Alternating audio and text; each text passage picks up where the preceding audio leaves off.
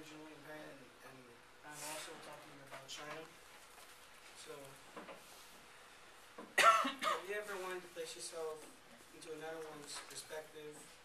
Put yourself in someone else's shoes. Have you ever wanted to learn about someone else's culture besides your own? Well, for this project, I decided to inform myself about China.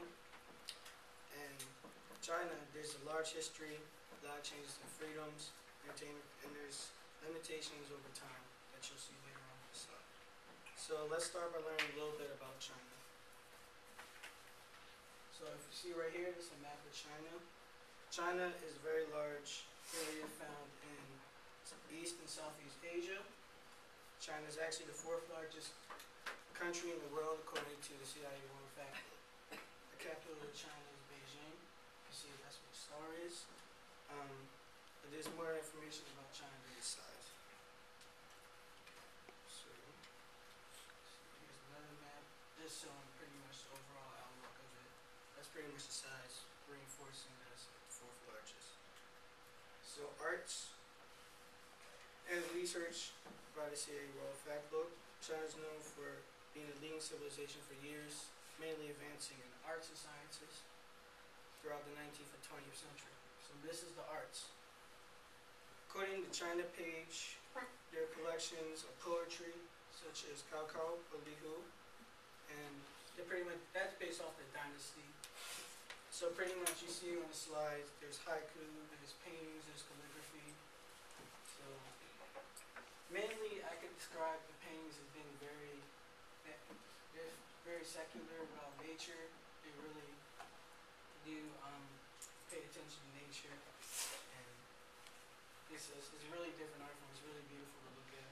I personally like it because I just like nature. So now we're going to talk about science. So sciences. So mainly a lot of the stuff we use today, going from math, we actually got from trying like pi and the Pythagorean theorem. We actually got that from there according to China page. Also archaeology. If you knew about the Great Wall of China, there was a story behind that, but it's mainly this is all structured. The story behind it was the leader Qin Shi Huang, and he believed in pills that give immortality, and he would go around conquering all these other nations around it, and he wanted to have the strongest defense in the world. So he would take all of the conquered nations, and he would use their walls that were already built, and he would just build walls around there, and that's how he got the Great Wall of China. So it's more than just a wall. If you ever thought, hey, why is this a wall? It's actually from conquered nations.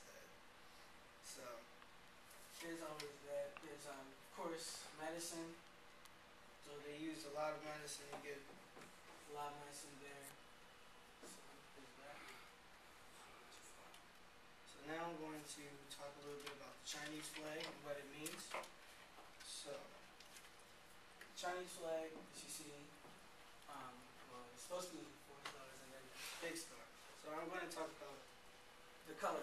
The color represents revolution, where the stars, so we're going to be talking about the 4 stars here represent the social classes.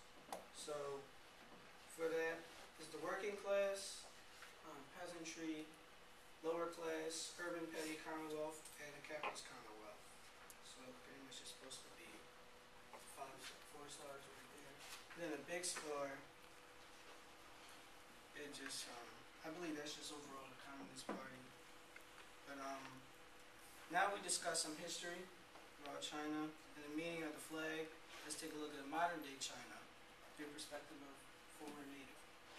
So that's modern day China. It looks exactly like New York, so there's nothing really different about it.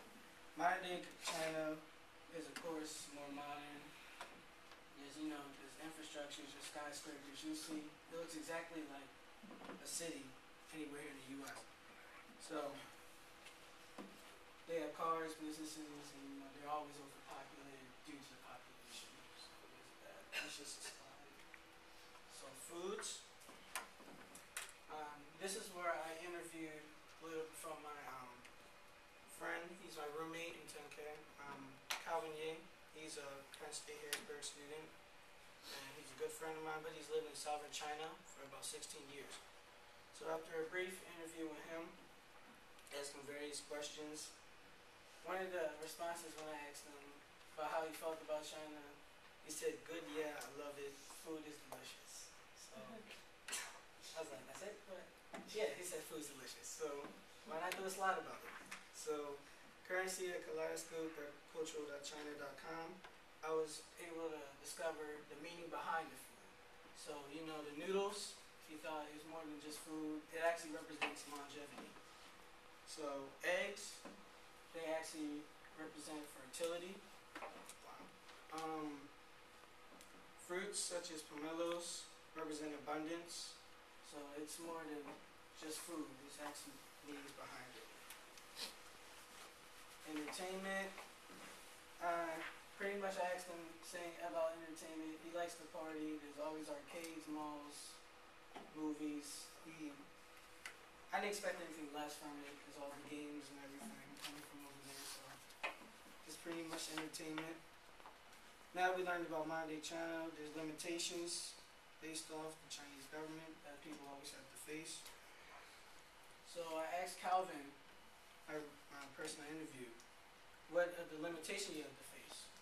So he said, "I can't protest without agreement of government or I can face arrest." So that brought me to the legend of Tank Man, who he also protested. According to previous Frontlines, the story of a Chinese protester. There he is right here, Tank Man, who stood up in front of Chinese 59 tanks in 1989. And his bold response to the economy sparked the Tiananmen Square massacre.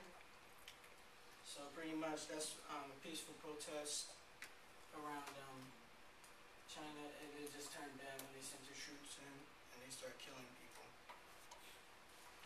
So they pretty much moved everything from the internet, so that's where they get the filtering of the internet. If we had more time, we'll show you that on greatwallofchina.org. It shows you everything that you can go on to. But long story short, China is a very interesting country since the 19th and 20th century. Arts, culture, scientists we use to this day. There's amazing stories like the Great Wall of China, and it still is communist. It's actually one of the few countries that are still communist and is not democratic. There's still limitations like protesting and the legends of Tank Man. But even with all this, I would like to visit one day, and I learn more than ever about China.